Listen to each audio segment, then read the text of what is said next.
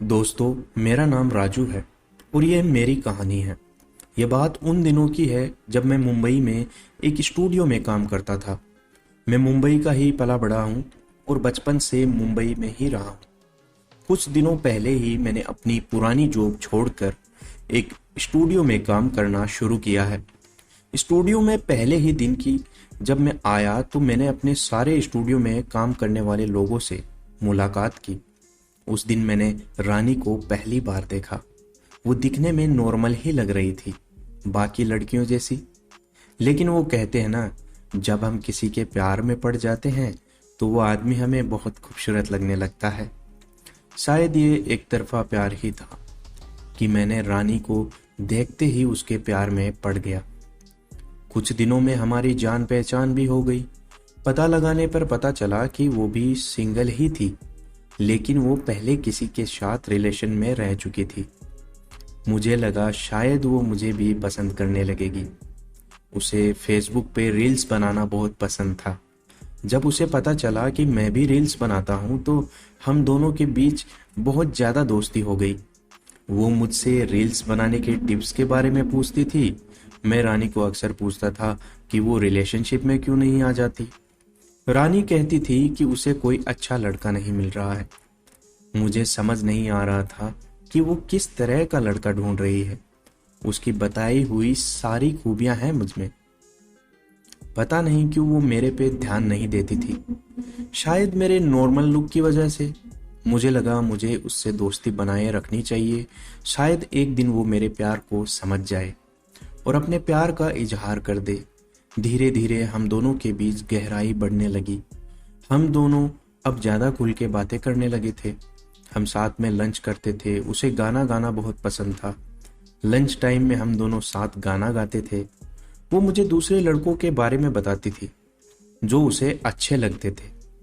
वो जब भी मेरे सामने दूसरे लड़कों की बात करती थी मुझे बहुत गुस्सा आता था और मैं बात बदलने की कोशिश करता था। मुझे बिल्कुल भी समझ नहीं आ रहा था कि उसे मेरा साथ तो पसंद है, फिर क्यों वो मुझे बॉयफ्रेंड नहीं बना रही। इन्हीं सिलसिलों में बहुत दिन गुजर गए। एक दिन स्टूडियो में पार्टी थी। हम दोनों ने उसमें मिलकर डांस भी किया। उस दिन मुझे लगा कि अब बहुत ज़्यादा हो गया है। मैं अब अपने दिल की बात बताए बिना नहीं रह पाऊंगा। एक दिन मैंने रानी को अपने दिल की बात कह दी कि मैं उससे प्यार करता हूँ। मुझे लगा वो हाँ कह देगी, लेकिन उसने तो बात को मजाक में टाल दिया। फिर मैंने उससे कहा कि मैं मजाक नहीं कर रहा।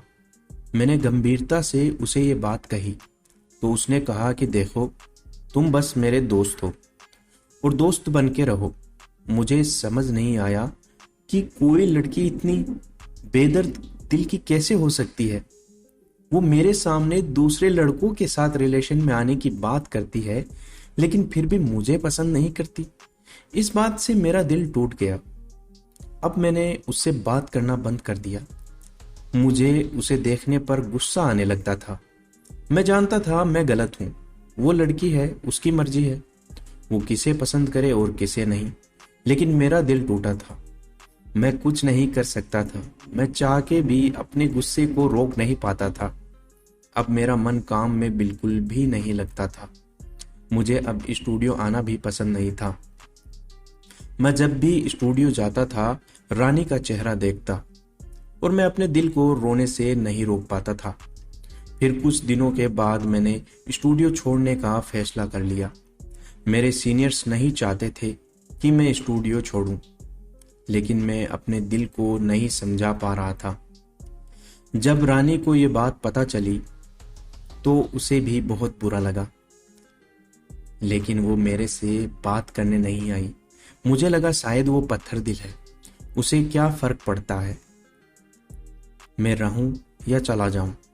आखिर वो दिन आ गया जब मेरा स्टूडियो में आखिरी दिन था। मैं विदाई समारोह में गया। सबने मुझे आगे के लिए, जिंदगी के लिए विश किया और मैं जाने लगा। जब मैं स्टूडियो से बाहर आ गया तब मैंने पीछे से किसी की आवाज़ सुनी। आवाज़ जानी पहचानी थी। मैं पीछे मुड़ा तो मैंने देखा ये रानी थी। वो रो रही थी। उसने मुझे गले से लगा लिया। मेरे लिए ये सब अविश्वसनीय था। लेकिन मैं अभी भी उसे दिखा रहा था कि मुझे कोई फर्क नहीं पड़ रहा है। फिर रानी मेरे सामने खड़ी हो गई।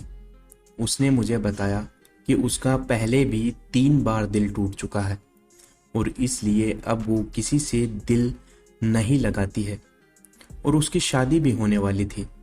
ये बात उसने किसी को नहीं बताई थी।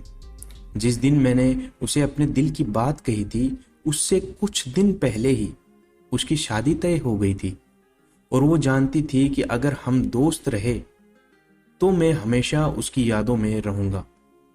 इसलिए उसने मेरे साथ ऐसा बर्ताव किया था।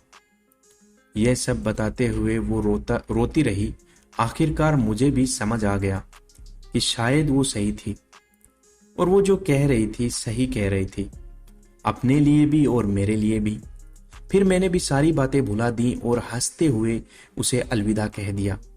उसके बाद कुछ दिनों तक हमारे बीच बातें होती रही, लेकिन मुझे पता था कि अगर मैं उससे बातें करता रहा तो मैं उसे भूल नहीं पाऊंगा। इसलिए धीरे धीरे मैंने बातें कम कर दी और धीरे धीरे हमारे बीच दूरियां भी बढ़ गई और वो अपनी शादीशुदा जिंदगी में व्यस्त हो गई। मैं भी अपनी जिंदगी को आगे बढ़ाने लगा। मैं लग गया था, लेकिन आज भी मुझे उसकी याद आती है। शायद मेरे नसीब में यही था। दोस्तों, आज की ये कहानी आपको कैसी लगी कमेंट करके ज़रूर बताइएगा। चैनल पर नए हैं तो प्लीज़ चैनल को सब्सक्राइब कीजिएगा और अपने दोस्तों के साथ ये कहानी शेयर कीजिएगा। लाइक बटन पर प्रेस कीजिएगा